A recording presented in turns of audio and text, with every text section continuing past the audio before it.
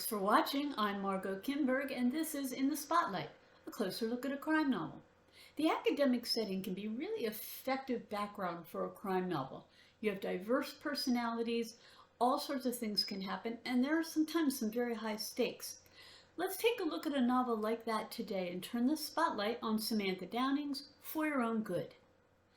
Belmont Academy is an exclusive, expensive private school located in the Northeast U.S.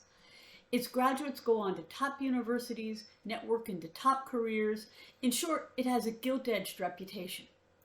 Teddy Crutcher teaches English at Belmont. In fact, he's just won Teacher of the Year. He's determined to get the best out of his students and has no patience for self-entitlement or using privilege to get favors. He's tired, too, of helicopter parents who insist on fixing their children's mistakes. It's mostly through Teddy's eyes that we get to know a bit about the school and its noble history. But everything changes at Belmont when Ingrid Ross, the mother of one of the students, is killed at a major school event. The police begin their investigation and soon uncover evidence that the victim's daughter Courtney might have been responsible. As if that wasn't enough, there's another murder at the school, one Courtney couldn't have committed. Soon enough, the school's reputation is threatened. It's even called Homicide High in some online places. Courtney's friend Zach Ward wants to help her, so he tries to put the pieces of the puzzle together. As he does, and as the police investigate, we learn about the underside of one of the most prestigious schools in the United States. And we find out the truth about the murders. So, what are the elements that hold this novel together? What keeps attention throughout it? What keeps it building? We'll notice I haven't said all that much about the plot.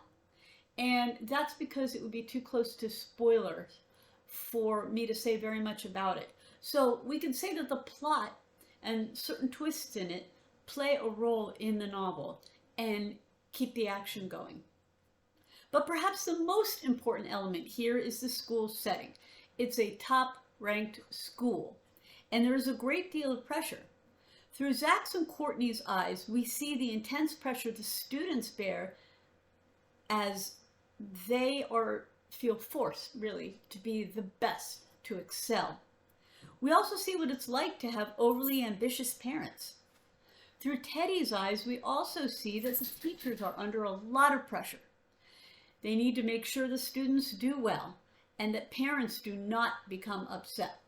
That pressure contributes to the tension in the book. There's also a psychological element to the novel as we learn what's behind the murders and how the various characters have adapted, or not, to the pressure cooker environment of the school.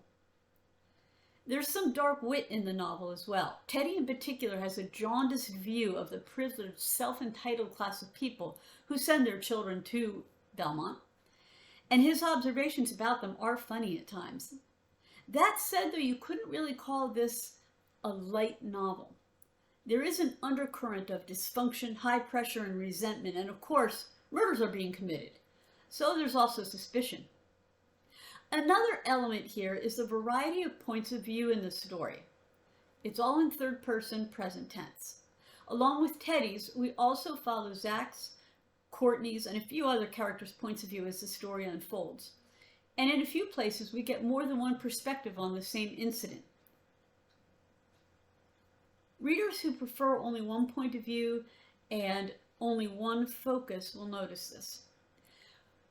For Your Own Good is a sometimes darkly funny look behind the scenes at a world-class private school. It features the administrators, faculty, and students who spend their time there, and shows what happens when murder pulls back the school's thin veneer of perfection. This has been In the Spotlight. I'm Margot Kimberg. Thanks for watching.